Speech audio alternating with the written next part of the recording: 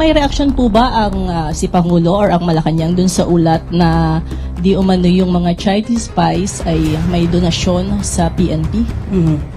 Okay, as of now, pag-aaralan po natin yan. Panahon po ng pandemya, nabalitaan po din natin na marami po natanggap na ambulance, na mga sasakyan, tama ba? Ambulansya, especially Davao City. Parang marami na ibigay ang China sa Davao City sa panahon po ni Mayor Sara at the time.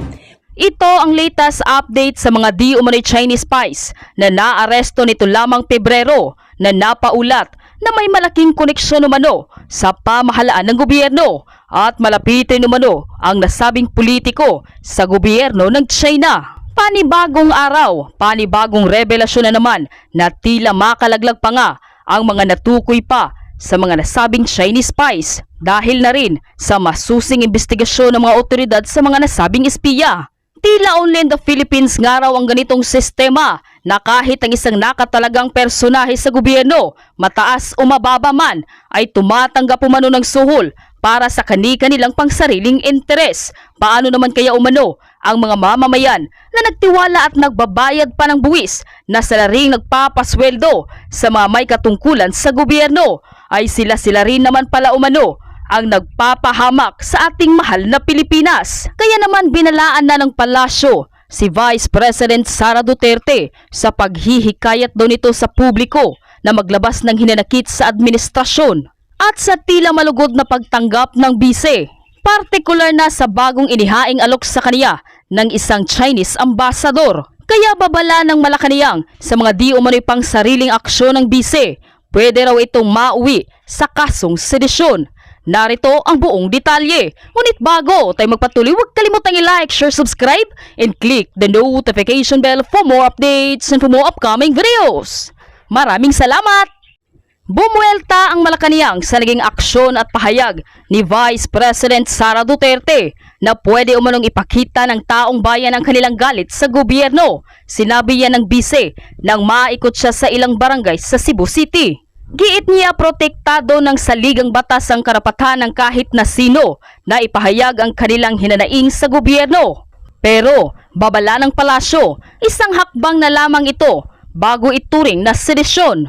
Hirit pa ni Attorney Castro, bakit ngayon lang daw nagsasalita ang bise samantalang mas malala pa raw ang sitwasyon nung panahon ng kanyang ama na si dating Pangulong Rodrigo Duterte. Unang-una, nakakalungkot po na mula sa pangalawang pinakamataas na leader ng bansa ay mukha pang nag-i-encourage siya sa mga tao na magalit sa gobyerno. Pero bakit naman ngayon lang? Mas marami naman din pong nangyari nung panahon ng kanyang ama. So parang ang pag-encourage po ba niya na magalit ang tao, meron po ba itong link doon sa sinasabing destabilization? At pinapatungkulan palagi na ang taong bayan ay dapat nang kumilos laban sa gobyerno. Hindi na bago ang palitan ng patutsada ng Pangulo at ng mga Duterte, pero depensa ng palasyo, gusto umanong ihayag ng Pangulo ang kanyang saloobin para ipakita na hindi umano siya mahinang lider. Hirap po na yung isang party lang ang sumusuntok. Kailangan din po tayong sumangga. Habang tumatapang ang mga pahayag ng Malacanang, tiyempo naman na muling nag-viral ang videong ito online. Makikita rito ang tila pagwawala ng bagong Palace Press Officer na si Yusek Attorney Claire Castro. Pero paliwanag niya, 2015 pa umano ito nangyayari at ipinagtanggol lamang umano niya ang kanyang dating kliyente na hinuli na wala umanong warrant of arrest. If given a chance to do that again, I will. Why?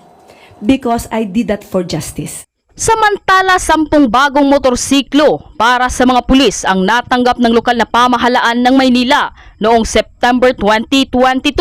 Donasyon umano ito ng isang Chinese na si Wang Yongyi, isa sa mga miyembro ng Shaoxing Volunteer Group of the Philippines. Pero nito lamang Pebrero, isa si Wang sa mga inaresto ng National Bureau of Investigation dahil umano sa pang-iispiya. Naaktuhan si Wang at ang 4 pang Chinese na kumukuha ng mga video ng mga barko at naglalagay pa ng CCTV sa isang resort sa Palawan. Paliwanag naman ng Maynila LGU, dumaan sa tamang proseso ang donasyon ng mga motorsiklo. Rehistrado rin umano ang mga sasakyan sa Land Transportation Office o LTO. Noong turnover ceremony lamang din umano, nagkita si Wang at Manila Mayor Hani Lacuna. Wala rin anila silang natanggap na perang donasyon mula sa mga nasabing grupo. Matatanda ang nauna ng sinabi ng NBI na posible umanong front lamang ito ng mga sospek ang naturang organisasyon. Giit pa ng NBI, bagamat walang mali siya ang pagtanggap sa mga donasyon, delikado nila ang pakikipag-ugnayan ng mga umano'y espiya sa mga opisina ng gobyerno. Payo naman ng Malacanang sa mga LGU, maging maingat sa pagtanggap ng mga donasyon. May reaction po ba ang si Pangulo or ang Malacanang dun sa ulat na di umano yung mga Chinese spies ay may donasyon sa PNP? Okay, as of now, pag-aaralan po natin yan. Kung ito man po ay naging donasyon, in good faith, kailangan po talaga natin malaman dahil hindi naman po masama ang tumanggap ng donasyon. Okay, sa panahon po ng pandemya, nabalitaan po din natin na marami po natanggap na ambulance, na mga sasakyan, tama ba? Ambulansya, especially Davao City. Parang marami na ibigay ang China sa Davao City sa panahon po ni Mayor Mayor Sara at the time. Wala pong masama kung tatanggap tayo ng donasyon if it is done in good faith. So kung ito naman po pala ay parang ibinigay, pero merong kakaibang dahilan for that, kailangan po nating imbestigahan yan at kung sino man po yung mga tumanggap ng mga opisyal ng LGU, dapat siguro po malaman natin para hindi na po maulit kung sila man ay nagagamit, kung hindi man nila alam na nagagamit sila.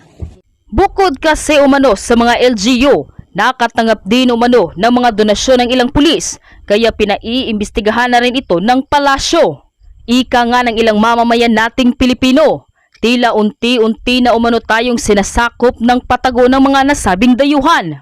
Tila magkakatotoo na umano ang mga binitawang salita noon ni dating Pangulong Rodrigo Duterte na plano umano niyang gawing province of China ang mahal nating Pilipinas. Ikaw bilang isang Pilipino at mamamayan ng mahal nating Pilipinas, payag ka ba sakaling sakupin o gawing probinsya ng China ang mahal nating Pilipinas? Impeachment case against Vice President Sara Duterte. Bilang possible na tumayo na impeachment judge, ano na po yung preparation ninyo sa ngayon?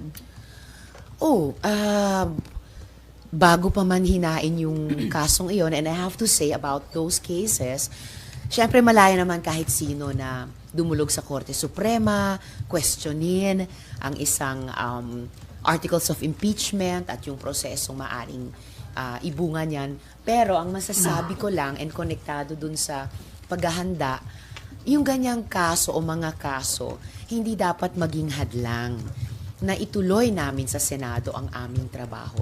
Hiwalay naman di ba? Ang pagtitreat at pagdedesisyon kung sakali ng Korte Suprema sa ganyang kaso sa pagtupad namin dito sa Senado sa aming tungkulin. So, magkapareho at parehong matitimbang na tungkulin yan nung dalawang sangay ng gobyerno sa aming trabaho ayon sa konstitusyon. So ma'am, kumbinsido kayo doon sa stand ni Senate Minority Leader Coco Pimentel na kung susundin yung constitutional duty ng Senate pagdating sa impeachment, dapat immediately umaksyon ang Senate leadership?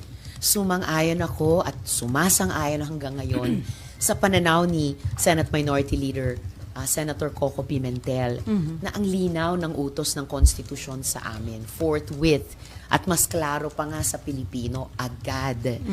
At the same time, kinikilala ko yung sinabi ni Senate President Chis Escudero, ang kanya namang pananaw na di umano hindi kami pwedeng mag-convene bilang impeachment trial court habang adjourned ang session namin.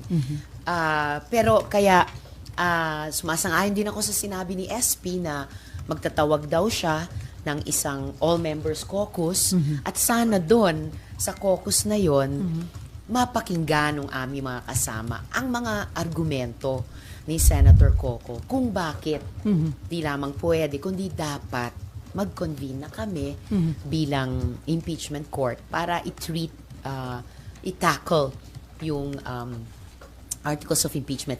May tinuturo din si Sen Coco sa konstitusyon na pag nag-adjourn ang isang impeachment trial, hindi maapektuhan yung legislative calendar. So, in like manner, pwede nating sabihin na dahil nag-adjourn yung regular sessions ng Senado, hindi ibig sabihin na hindi pwedeng umandar at ganapin ang aming tungkulin sa isang impeachment trial naman. So ma'am, inaral na rin ba ng inyong tanggapan yung sinabi ni Senator Coco Pimentel na kahit walang session, ito yung session para sa mga legislative measures, pwede kung gugustuhin na majority ng mga senator na mag-session kayo at talakayin na itong impeachment case laban kay VP Sara?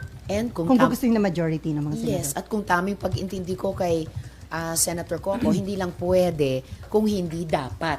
At sinasabi din po yan sa rules, no? Sa rules ng Senado, specifically yung impeachment Senate rules Rules of yan. Procedure, on impeachment trials. So, sa tingin ko po, batay sa sinabi ni Senator Coco at yung pag-intindi ko rin sa tinatalakay nila sa konstitusyon at sa aming sariling rules on impeachment dito sa Senado, walang pumipigil sa amin na i-tackle yung articles of impeachment at mag-constitute bilang impeachment court. Ang kinakatwiran ni SP Cheese, nagiging maingat lang siya sa kanyang hakbangin dahil ayaw daw niya na mabigyan ng bala ang kampo ni VP Sara na makwestiyon ng hakbangin ng Senate sa Korte Suprema. Well, hindi na namin kinailangan intayin yun. Ayan, tumakbo na si VP Sara sa Korte Suprema precisely para hamunin yung impeachment complaint na yun. So, in a way, the issues are joined.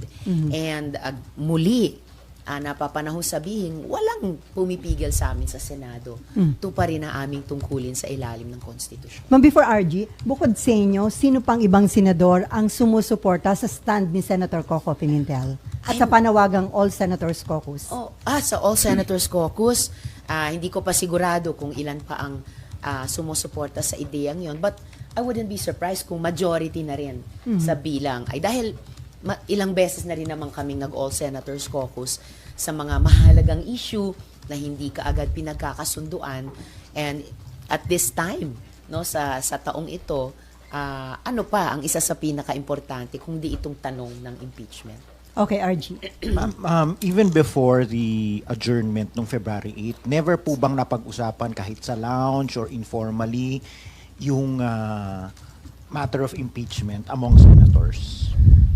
Kasi my point here is, do you think Senator Cheese, SP Cheese, will say all of the things and do all of the things that he has done and said so far without asking first yung kanyang mga kasamahan sa mayorya? Maaring kayo, hindi kayo natanong kasi minority kayo, pero yung mga kasama niya naman, parang ang hirap i-imagine na sasabihin niya lahat ng ginawa niya nang hindi man lang tinatanong yung mga kasama niya sa mayorya, di ba? Well, totoo na may pagka-consultative si SP as a Senate President should be. Kaya, ilang beses din na tuwing, kunyari, suspended ang session sa mga tumpukan sa floor or for that matter sa lounge, of course, magtatanong din siya sa amin. And in fairness sa kanya, kahit sa amin sa minority ni Senator Coco, anong pananaw namin sa ganito o ganyang issue. So, hindi ako magugulat kung nagkonsulta rin siya. And kahit kami, bago pa man nahihinog itong impeachment process, na pag-uusapan din yung pananaw ng bawat isa tungkol sa posibilidad noon ng isang impeachment process. So all the more, umaasa ako na matutuloy yung All Senators Caucus para dun man lang sa caucus for starters, mapag-usapan, itutuloy na ba natin yung impeachment trial? And I think na nasabi na ni SP, pwedeng sa June na daw, pag-convene namin ulit, pag-resume. Pero sa tingin ko, at ito yung pwedeng pakinggan ng mga colleagues namin sa mga argumento ni Senator Coco, posibleng-posible at para sa akin, and I believe para kay Senator Coco, mas desirable at kayang gawin mas maaga sa Hunyo. But why would they want to do that now? Kasi why couldn't they have done it earlier if they really wanted it, diba? Kasi kung may boto talaga yan, kung may numero talaga yan, it could have been done as early as last month or early this month. February pa pala. Totoo, it could have been done earlier this month rather than hanggang ngayon parang napipinto pa yung Yeah. desisyon kung gagawin na namin o hindi. But at least, kung gagawin na namin ngayong Pebrero o Marso, Abril, Mayo, mas okay na yon kesa sa Hunyo pa. So, once mabuo yung desisyon, tingin ko nga hindi lang desisyon, dapat obligasyon sa ilalim ng konstitusyon ng majority na bilang ng mga senador. Again, I don't see anything standing in our way. Ma'am, how would you address pala yung thinking that you are a sure convict vote because your party mates in the Akbayan are among the complainants in the in one of the earlier complaints?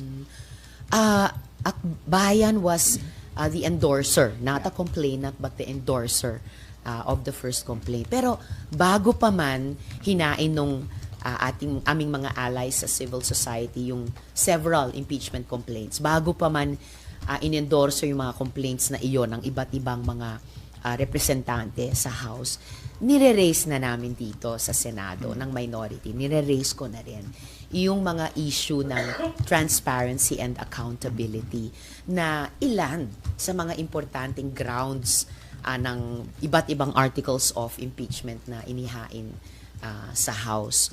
So, bago pa man sa mga party or partisan considerations, siguro mas doon nakabatay yung tingin ng mga mamamayan kung ano yung posibleng maging boto ko Yeah. o boto namin. Dahil sa mga issue na nakapaloob sa mga grounds. And in the end, syempre, kumbaga, natatanging prosesong impeachment, sabi nila, sui generis. So, bilang senator judge, eventually, kung matutuloy na ito, at gaya ng paalala ni SP, magiging impartial, fair, aaralin talaga at titimbangin yung mga ebidensya. Which of course, up to today, ay marami na at mabibigat sa isang parang plain na pagtingin. But again, the impeachment process is unique unto itself. So ako, excited akong gawin yung tungkulin namin and in that proper frame of mind. So can the Vice President and her supporters expect fairness and impartiality from you? Of course, she can. They can. As she could have and they could have sa mga previous processes na magkasama kami o nagharapan kami. And I expect no less from her.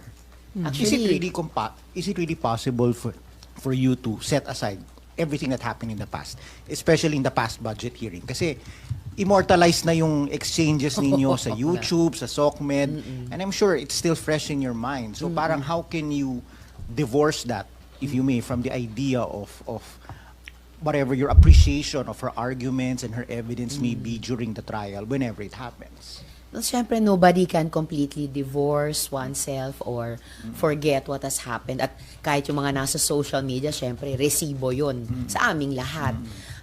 But the point is, as has been done by senators before and senates before sa mga previous impeachment trials, yun yung hamon sa aming lahat at hamon din sa akin. To have that frame of mind na, okay, as if nagsisimula sa simula. Kasi ngayon pa lang naman, if ever, magkakaroon ng impeachment process sa particular na public official na ito. So, kailangan pakinggan ko, as it were, with new ears, isipin ko with a new mind. But syempre, dahil tao, and I think as a responsible legislator, titimbangin ko rin in comparison with previous evidence I have studied. Saka previous na appreciation sa mga, halimbawa, testimony ng mga witnesses about this particular public official sa mga articles na maya't maya magbabanggit ng mga issue na tinalakay na rin namin dito dati sa Senado. And I guess that's as good as it gets. So hindi ka naman sure convict vote? Are we talking about certainties here? I think kasi that's I guess that's the question in a lot of people's minds. So is this Senate, when they look at all of you, is he or she going to be a sure convict or a sure acquit? There are certain personalities that that you can already from her friends, from her allies, may mga nagsalita na. So Right. on the flip side, meron din namang mga nag-iisip na baka si ganito. So Sure na boboto sila ng no. Ako, I guess the fairest I can say is that yung mga kababayan natin at yung mga colleagues ko dito sa Senado, I think what can be expected of me or of all of us is to make the best decision we can make. And then, yung track record na rin namin will come into play. How have we passed on issues before?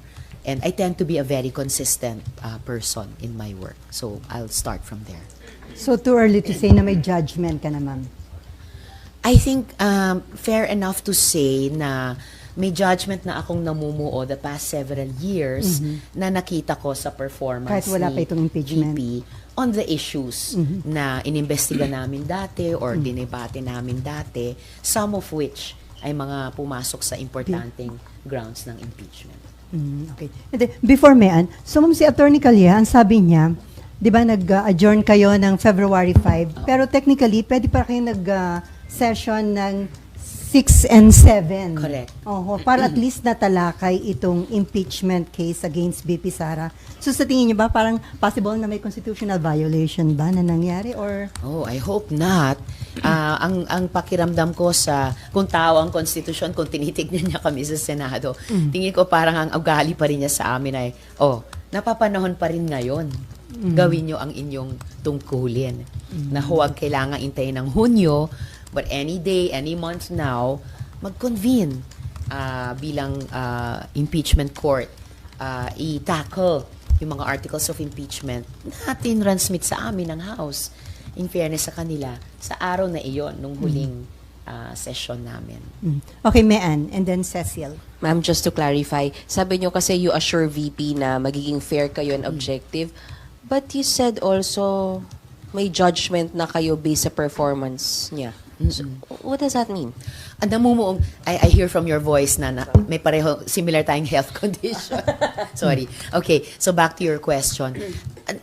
May namumuo akong opinion tungkol sa kanya bilang public official, given the several important issues na imbestiga namin or napagdebatihan namin ni VP in the past several years. So, it's only human na that will come into play in my mind and memory pagdating sa impeachment trial. But, ang sinasabi ko kanina ay for the impeachment trial, as for any judge or justice or sa ibang bansa, jury members, the challenge is, yun na nga, try to listen to everything and think of everything as if new, as if fresh. So at least may ganong effort. So, Ma'am, aminado tayo, may nabubuo kayong opinion, Of but you will course. try your best to be fair and objective. Is that what you're saying? I have always tried to be fair. I have always tried to be objective. And I have always tried to be respectful sa mga witnesses, kahit sila pa yung pinatutungkulan ng investigasyon. And the same would be true if and when the impeachment trial gets underway. Okay. Ma'am, isa pa. Mabigat din kasi yung rason ni SP Escudero na kaya hindi nyo tinatackle because naka-break nga kayo, ma'am. So, paano nyo itatahi yun? Are you also one of the senators calling for a special session para nga po matackle nyo na yung articles of impeachment?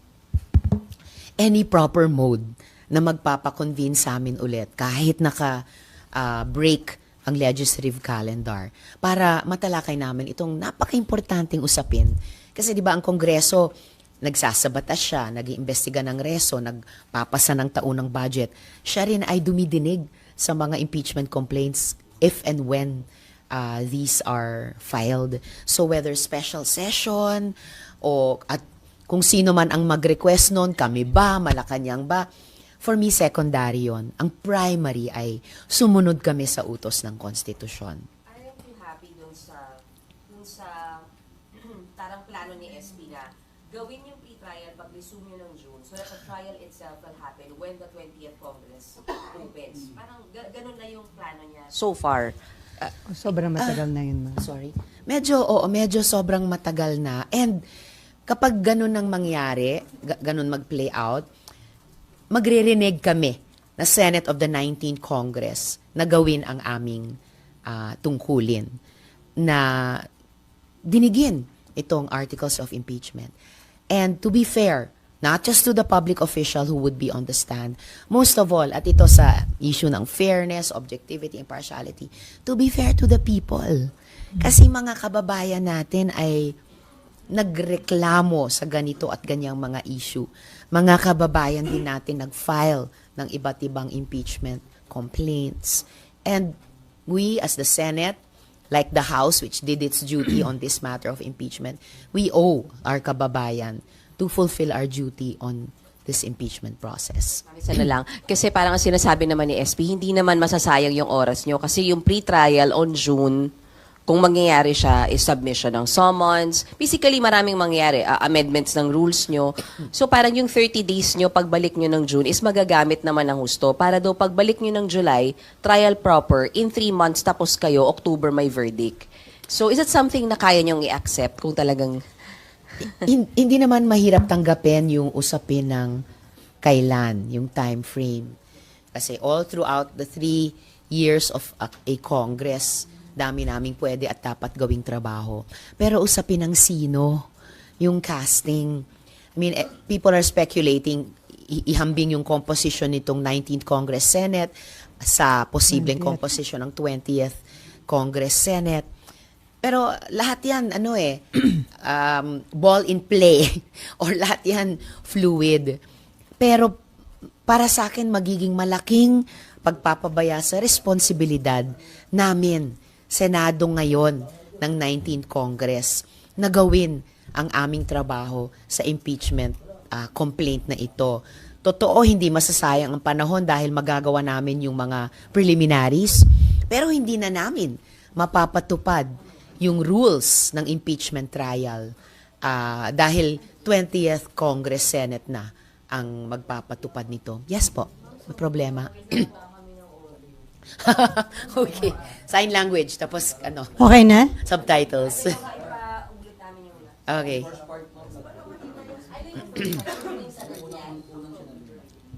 Alin itong huling tanong o kanina pa? Huling tanong. Okay na? Okay na ngayon? It's okay. Ano nga yung huling tanong? Okay. Okay. From 19 to 20. Sige. So, kumbaga, masasayang, hindi yung usapin ng timetable or the when. It's the who na masasayang. Yung casting ng 19th Congress Senate. I know people are comparing yung casting namin ngayon at yung casting ng posibleng 20th Congress Senate dahil may intervening election and kung ano daw yung posibleng fortunes ng impeachment complaint comparing the 19th and the 20th Congresses. Pero ang masasayang ay yung magawa naming mga 19th Congress Senators, yung aming buong tungkulin. Kasi magagawa namin yung mga preliminaries all the way to formulating the rules. Pero hindi namin mapapatupad yung rules na yon dahil kung mangyari yung timetable na sinasabi, 20th Congress Senate na ang magpapatupad nito. And we, the current senators, would have reneged on our duty to hear this impeachment complaint. Sorry, yes. lang po yung sabi nyo na magiging pabaya sa responsibilidad ng Senado. So yun, kung pauubayan namin na sa 20th Congress Senate pa ang didinig sa impeachment complaint na yon, kaming mga senador ng 19th Congress would have reneged on our responsibility to do just that now. Before Cecil, Marlon, and RG, ma'am, possible ba na kaya hindi na-actionan itong impeachment case against BP Sara aside dun sa stand ni SP na dapat ay may session, dahil naka-recess ang session, dahil din ba marami kayong kasamahan, re-electionist, umiiwas dahil maiipit sila kapag nagkaroon ng impeachment trial? Well, that's a fair consideration siguro sa kahit sinong re-electionist. Pero malay ba natin kung gawin ng ating mga mamamayan at botante na electoral issue itong impeachment? Kasi hindi lang simpleng political issues ang grounds for impeachment. Mga usapin talaga ng paggogobyerno. mga usapin ng transparency and accountability. So it could go either way. Yung pagtansya ng mga kasama naming re-electionist. And it's easier said than done, lalo na sila naman ang re-electionist. Pero over and above everything else, tungkulin talaga namin. And I suppose, isang basis para sa electability or re-electability ay yung pagtupad sa tungkulin. So mas mabigat yun, ma'am, yung agampanan ninyo, yung tungkulin ninyo sa pagdating sa impeachment kaysa dun sa iyong pagkampanya bilang re-electionist. Oh, that would be too easy for me to say and hard for them to say. Pero I think fair na magsing bigat yon. At lalo na nga kung maging election issue itong impeachment. Okay, Cecil, Marlon, and then back to RG.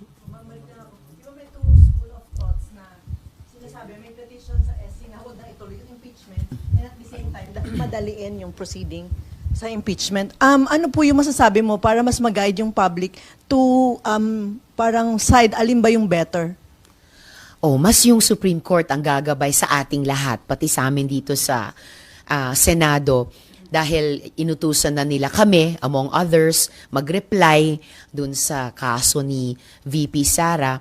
And I have yet to hear. Wala pa din silang desisyon dun sa naunang kaso, no, na padinigin sa amin yung impeachment complaint.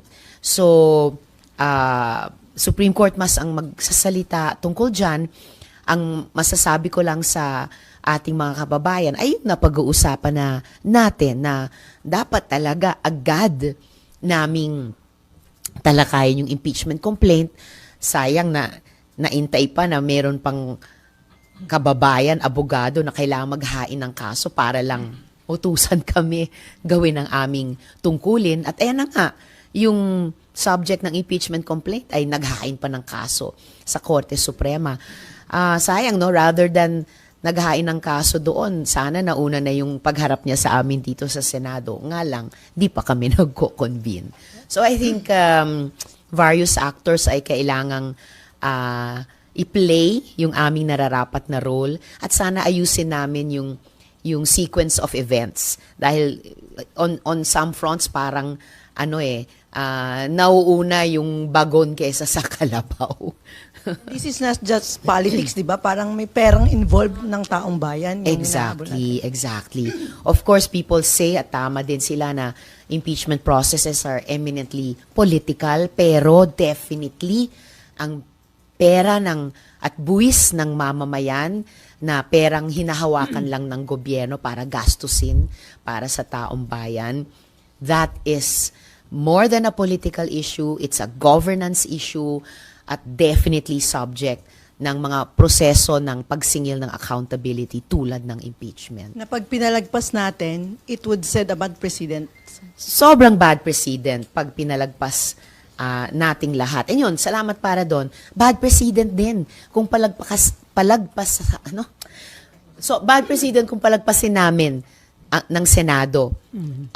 Ang hindi lang chance, pero yung responsibilidad, dinigyan ng isang impeachment complaint na may kinalaman sa pagsingil ng accountability sa paggastos ng pera ng mamamayan. Sabi po ni SP, inaaral niya na yung you're doing the same, no? Apo. Which of the articles of impeachment, ma'am, do you think ang mas malakas at mas madaming ebidensya laban kay BP? Thank you po. Well, there are a lot of articles or grounds, there's a lot of evidence, pero iintayin ko kapag umabot na tayo sa puntong yon at senators, judges na kami, iintayin ko yung punto na ipipresenta yon ng mga prosecutors kasi yun yung kailangan muna naming dinigin bago kami magbuo ng aming opinion within the impeachment trial o makapagsalita tungkol doon. Ako, wala ang attorney dito. Sige, I'll get back to you on that kung ilan. Pero marami-rami. Before Marlon, so ma'am, kung hindi pa action ang Senate hanggang, sabi nga ni SP, pag nag-resume yung session sa June at yung proper trial, baka July na, pwedeng may madagdagan pa yung mga petition sa Supreme Court and at the same time, may mga grupo na yata na gustong mag-rally para lang i-pressure yung Senate to immediately act on the impeachment case against BP Sara? Ang rally, laging karapatan yan ng mamamayan. Sana hindi kailanganin pang madagdagan ng kaso para gawin namin ang aming responsibilidad in a more timely fashion. May 4 na buwan pa naman mula ngayon hanggang Hunyo. There's no reason we should wait 4 months or even 1 more month. Pwede na po naming simulang gawin ang aming responsibilidad ngayon. Okay, Marlon. Ma'am, since you already mentioned that impeachment is a political process, does the Senate need the Supreme Court to interpret what is your constitutional duty according to Article 11 of the Charter? In principle, bilang non-lawyer, akala ko hindi na kailangan. Kaya nga, ang plain understanding ko rin, nung na-transmit ng House yung articles of impeachment sa amin, ay susunod na, forthwith, agad, yung susunod na hakbang. Ngayon, lumalabas na may mga legal luminaries na magkakaibang mga opinyon na pinahahayag at yun na nga, may naghain na ng kaso ng Korte Suprema. So, in terms of that process, syempre, in principle, again, kailangang marinig natin yung desisyon ng Korte Suprema. I'm hoping na yung magiging ruling nila, silang pinakamatataas na abogado sa ating bansa, ay would also be just a plain reading. Pero tingnan po natin. And in the meantime, kahit inihintay pa natin ang mga desisyon ng Korte Suprema sa mga kasong iyon, walang hadlang na ituloy namin, gawin namin sa Senado, dito sa legislature, ang aming responsibilidad. Since there's no existing jurisprudence pa po dun sa issue na yan, don't you think the Senate on its own should make its own interpretation by exactly yung sinasabi ni Sen Coco, by calling an all members caucus, na kayo na mismo yung mag-interpret? Ano ba yung trabaho ninyo instead of waiting for another branch? Kaya ako nga sinusuportahan ng buong-buo magkaroon niyang All Senators Caucus na sinabi ni SP at handang magpresenta ng argumento si Senator Coco para kung kailangan pang buuin ang aming desisyon dyan, gawin po namin. Para hindi na sana kinailangan na i-interpret pa sa ating lahat at sa amin ng Korte Suprema ang konstitusyon. Senator Judge, will you require the Vice President to be present during her trial? Siguro pag-uusapan pa namin iyon at lalabas sa rules dahil apparently ang rules sa bawat impeachment trial ay naiiba sa isa't isa. So probably pag-uusapan po namin yon. Though I don't think I've ever seen a trial. Inaalala ko yung mga napanood ko bilang mamamayan noon na mga impeachment trials. I'm not sure I've seen an impeachment trial or any ordinary trial for that matter na wala doon yung defendant sa ordinary trial or yung subject ng impeachment. Pero malamang pag-uusapan pa po namin yon sa pagbuo ng rules. That's because nakita naman natin in previous events sa House na si BP kahit iniimbitahan siya, hindi siya nagpupunta. And do you think this should be a different kasi these are trial, hindi nakatulad ng proceedings na nangyari sa House? Well, kung magiging sa rules namin na dapat present yung subject ng impeachment, then she should show up. Before RG, ma'am, may mga hinar na kayong legal consultant para sa impeachment? Pinag-aaralan muna ng mga abogado sa staff ko. So, we're in the very early stages. So, wala pa pong pag-uusap tungkol sa pag-hire ng mga legal consultants. Pero of course, if and when the trial gets underway, yun ang magiging pinaka-interesante sa siguro lahat ng mga abogado dito sa Pilipinas. And I'm sure there will be those willing and able to help the Senate na gawin yung aming trabaho. May mga kinoconsider na kayo, ma'am, na i-hire na legal consultant? Wala pa kasi kailangan pa naming magkumbinsihan sa hanay naming mga senador na tara, gawin na natin yung ating trabaho. Huli na tayo ng ilang linggo. RG and then Mav. I have 2 more questions, ma'am. Kasi sabi po ninyo, impeachment is political. Also, There is, in the past, there was a past survey saying that almost half of the respondents are in favor of the impeachment. But there's a new survey coming from WR Numero, who is a partner of EBS-CBN, saying almost half, 47%, disagree with the impeachment of the Vice President. So how do you think, question number one, how do you think are these surveys going to weigh in sa desisyon ng mga senador? Considering it's a political process, it has become an election issue, rightly or wrongly, and hindi lang for this election but also for 2028. May mga nagsasabi this is the first real chance of her opponents to take her out with the perpetual disqualification from public office. I think surveys are taken into consideration ng kahit sinong mamamayan na nasa responsabling posisyon. And of course, including us here in the Senate. Isang paraan yung kasi na kunin yung pulso ng mamamayan. And at the same time, bagamat nga, gaya ng sinasabi ng mga kababayan natin, impeachments are also political. Pero impeachment trial is a trial. So kahit siguro yung mga judge o justices sa mga trials, no, distinct from an impeachment trial, ay talagang sinusubukan nilang magsuot ng garb of impartiality. So again, that will be one of the requirements to us. I guess I can't say it plainer than that. Parehong magwiweigh sa minds namin at sa mga puso namin. And in the end, we will just have to decide based on not just about the articles as parang written words lang, pero yung karanasan at yung mga ebidensyang sinasabi at yung mga opinyon na binubuo ng ating mga mamamayan who live through these issues that are at the heart and soul of the articles of impeachment. Naisip niyo na po ba yung implications nung sa 2028 with the perpetual disqualification from public office? Is that something that weighs heavily na, yun na nga, you can make the prospect of another President Duterte go away by imposing that penalty? Of course, it's on our minds also.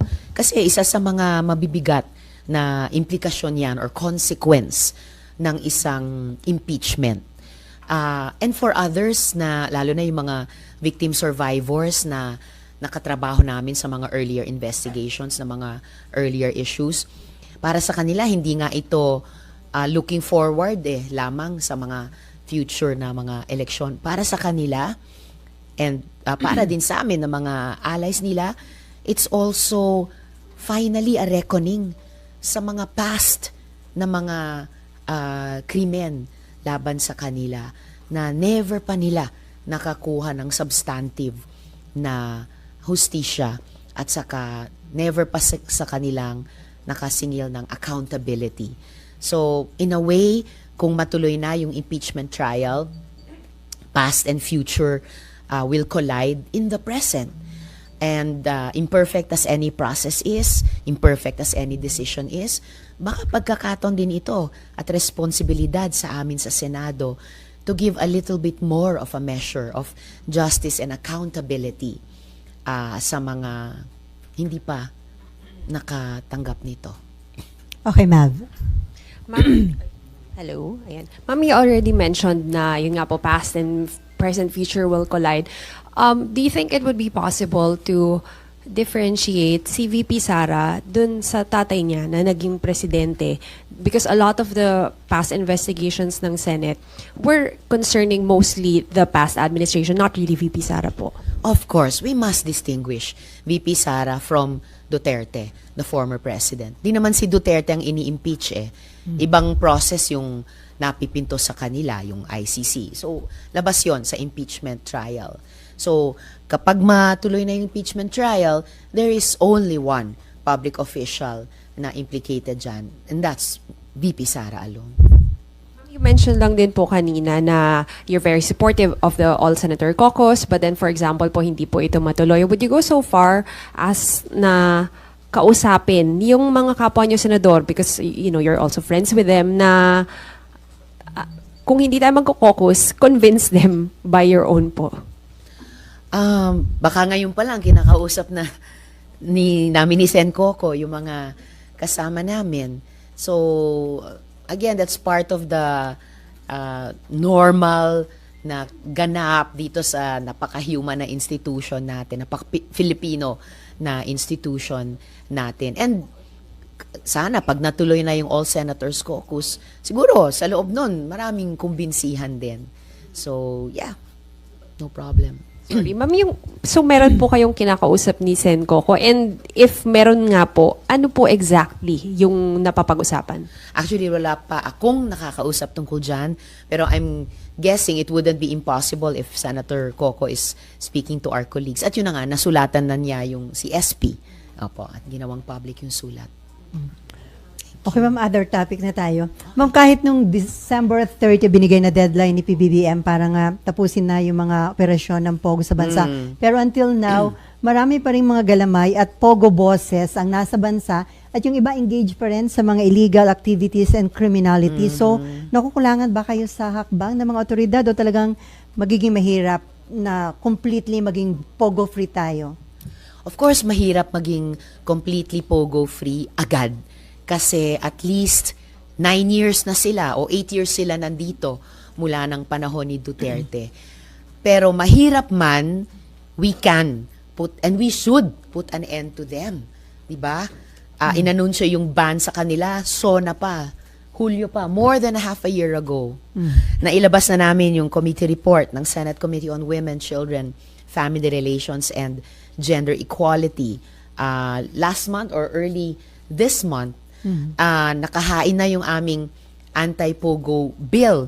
Naglabas ng EO ang Malacanang para bigyan pa ng ngipin yung inanunsyong POGO ban at tuloy-tuloy yung mga law enforcement operations. Pero obviously kulang na kulang pa rin. Yung mga POGO bosses na yan, malamang marami sa kanila andito pa rin. Hindi pa lumalabas kasi ino-oversee pa nila yung pag-morph ng kanilang POGO operation sa mas maliliit, guerrilla-like operations. May mga bago pa silang modus, no? Mga travel ads. Kunong travel ads sa simula. Pero sa mag-signify ng interest, volunteer, parang pa-sign in nila at ire-recruit nila sa mga scam operations na pala. At meron na silang mga nabiktima. No? May 12 mga Filipino naghihintay pang ma-rescue sa Myanmar. Yung at least isa sa kanila ni-rape ng Chinese boss nila. So yung gender dimension nito, kitang-kita pa rin natin, nagpapatuloy ng matindi. And so the accountability again of public officials, ang linaw, pinoint out namin yan sa committee report na kaya't pagkatapos ng appropriate investigation ng mga relevant agencies, kasuhan din sila. Kasama si Mayor Criseldo Calugay ng Suwal.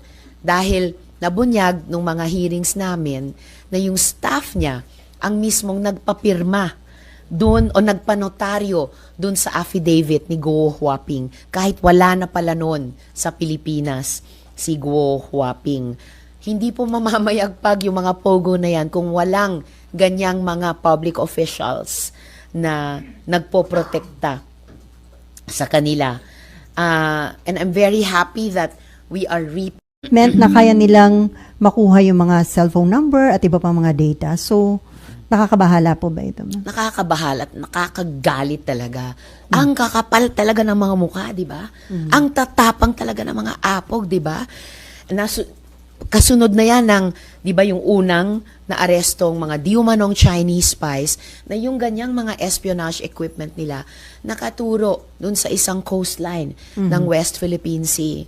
So talagang nagsasalubong na yung mga issue, yung mga haka-haka, at yung mga ebidensyang lumabas kahit doon sa aming mga POGO hearings.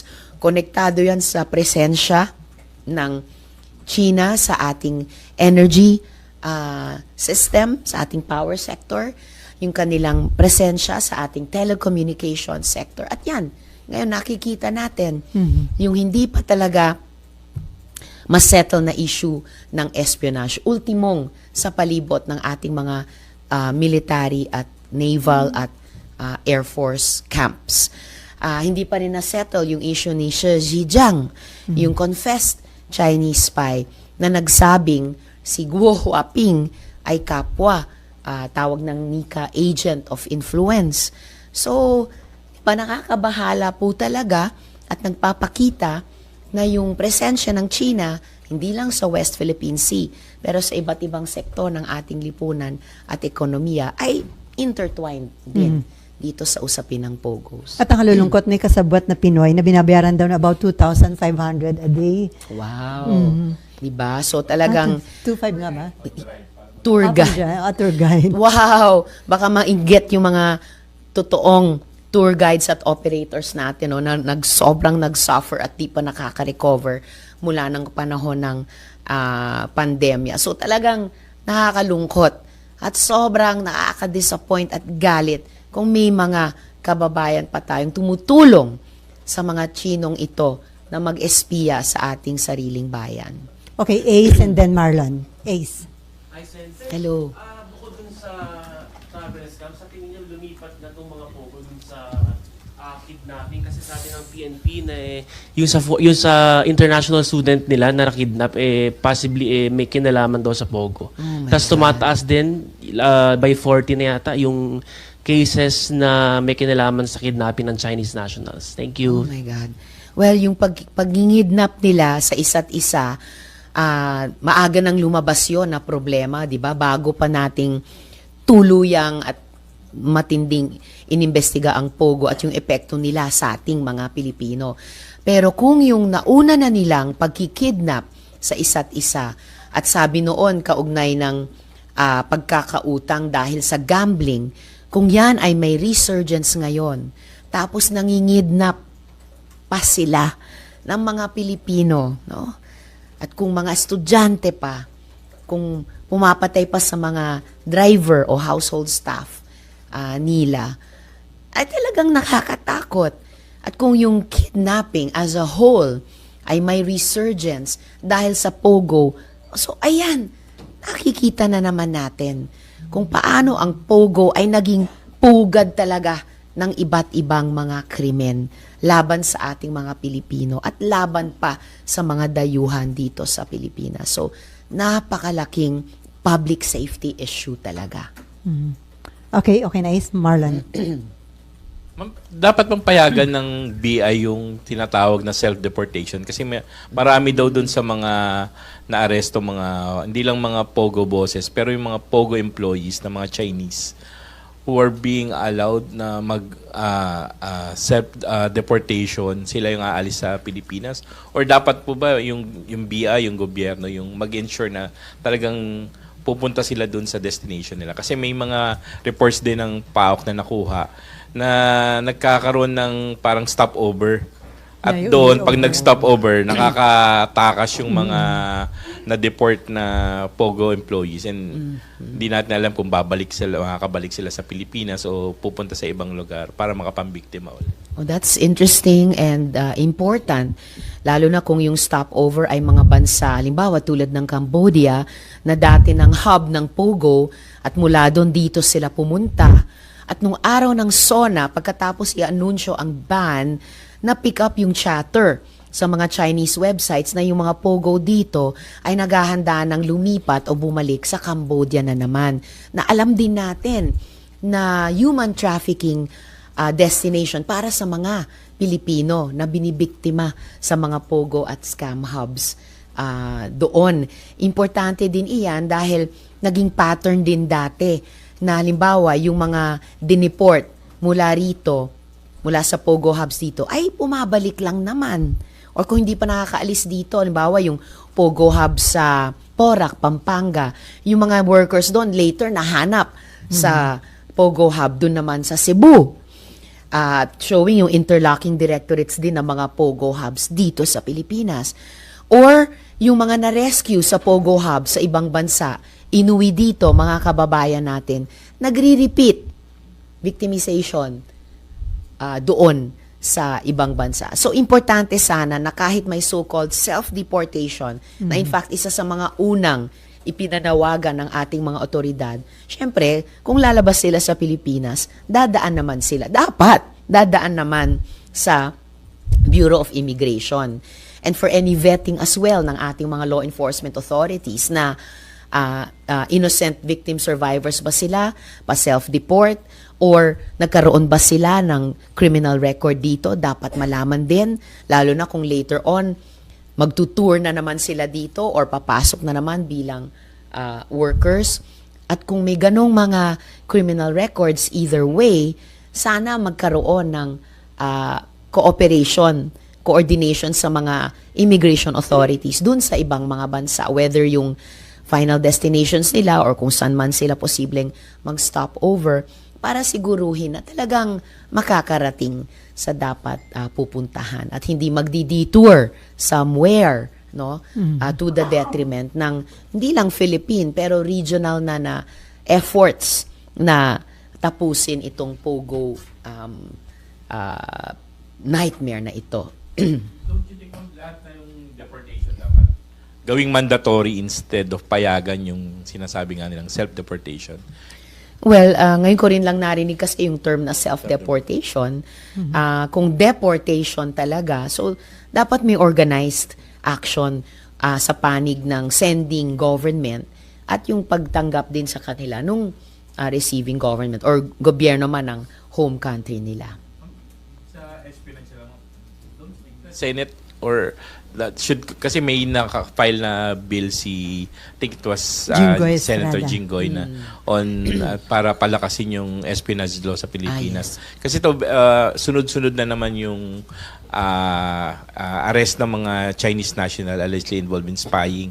And sinasabi po ng AFP and NBI, although hindi nila pinangalanan yung China, pero state-sponsored daw yung mga galaw ng mga tao na to. Yes. No, I definitely agree with SP Pro Temp Jinggoy Estrada at maaga ko na rin ipinanawagan na i-update at palakasin yung ating anti-espionage laws. Lalo na ang China, for one, meron siyang mga espionage or national security laws na nire-require yung mga mamamayan nila, kahit yung mga state-owned enterprises nila na nagnenegosyo dito sa Pilipinas o kahit sa ibang bansa na kapag hiningan nila ng impormasyon, obligado silang magbigay, kahit siguro to the point of spying. So, sinusuportahan ko din yung panawagan ng NICA nung nagsalita sila sa huling hearing ng Senate Committee on Women tungkol sa POGOs na precisely i-update at palakasin yung ating anti-espionage law dahil yun ay originally para lamang sa times of war. Pero peacetime, wala po. Nag-iba na yung espionage. Hindi lang tuwing gera ginagawa ng ibang mga bansa. Kahit tulad ngayon, wala namang gera, wala namang hot war. Pero ayan, patuloy yung pag-aresto ng ating law enforcement authorities sa mga dayuhang ito, mga Chino, na di umano, nag-espiya pala sa atin. Okay, last 3 question. Raymond. Ma'am, yung balik tayo dun sa issue ng parang may collaboration na nangyayari from certain individuals or sectors supporting yung Chinese narrative tuwing may issue na lumalabas. Right. Many times naobserbahan na yung social media natin flooded with Chinese narratives. Supposedly may mga sumusuporta sa kanila. How do you look at this na nangyayari instead of supporting yung Philippine stand? Minsan ay mas matimbang pa yung pagsuporta niyo doon sa narrative ng mga Chinese authorities. Iyan ay bahagi talaga ng influence operations ng China sa buong mundo. And we feel it very strongly here in the Philippines. Na tuwing bubuli nila tayo sa West Philippine Sea or merong anumang issue na may ginagawa silang masama o mali sa atin, maglalabas talaga sila nung kanilang mga propaganda na pinasisinungalingan yung nararanasan ng ating mga mangingisda o Coast Guard o Philippine Navy o iba pang mga kababayan. ginagaslight nila tayo na hindi naman namin ginawa yon. And in fact, kayo, Pilipinas, mga Pilipino, ang lumalabag sa aming karapatan. And I would expect that from Chinese state-owned media. Pero hindi ko aasahan at hindi ko matanggap. At talagang sobrang masakit marinig o mabasa o makita mula sa sariling mga kababayan. It is very regrettable. Not something na aasahan sa kababayan o sa isang mamamayan ng Pilipinas. Unfortunately, yun ang name of the game ngayon ng Beijing. But talagang lumalaban talaga yung kalooban ko sa ganyang gawi ng ilan nating mga kababayan. Related to the 2025 election, may mga grupo na nananawagan na huwag suportahan yung mga supposedly suspected o candidates who are suspected to be supporting yung Chinese narrative or masyado silang tahimik when it comes to issues regarding the West Philippine Sea and Pogo and other issues related to the relations between the Philippines and China. Would you support such kind of call, ma'am? Partly. Yung mga tahimik, baka may iba't iba silang konsiderasyon, although I think regrettable yung pananahimik dahil pag inaatake yung ating bayan, pag inaatake yung ating mga kababayang mangingisda o Coast Guard o Navy personnel, dapat nagsasalita tayo.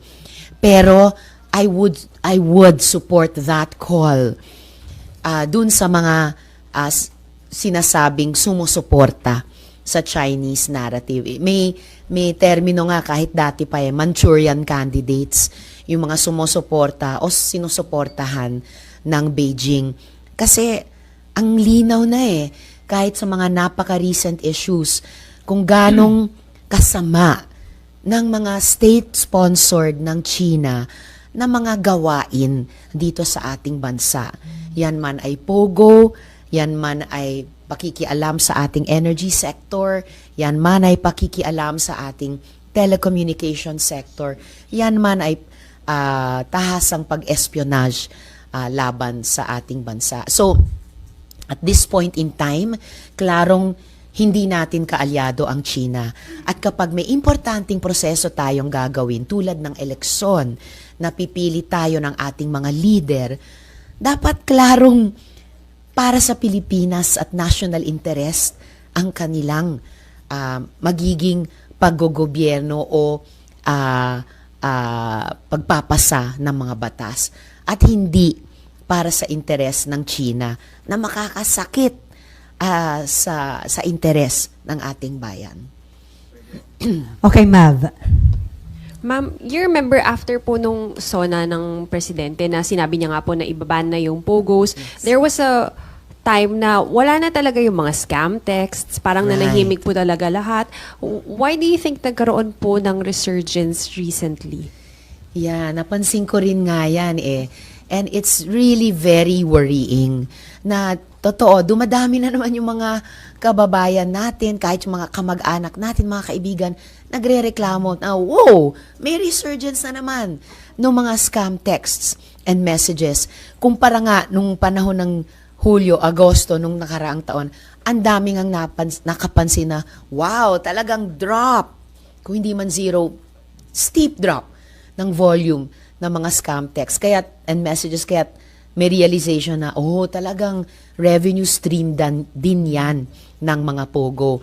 So, kung yung pag-research niyan ay indication na nakahanap nga na naman ng footing at secure footing ang reinvented Pogos para sa sarili nila.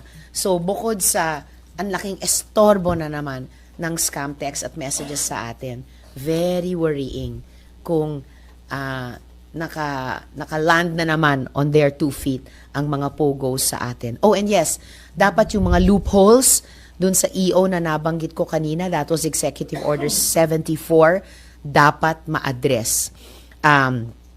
Lalo na yung yung provision dyan sa EO na iyan na excludes online games of chance conducted in PAGCOR-operated casinos, licensed casinos, and junket agreements. Pinoint out ko na ito kay ES Bersamin, meron silang ilang kinorekt sa EO, pero ito ay hindi pa talaga. At dapat maipasok ito sa ipapasa naming anti-POGO law. Dahil otherwise, maghahanap at makakahanap ng masusuotan, even in the law, yung mga POGO na iyan sa pamamagitan pa ng PAGCOR. So,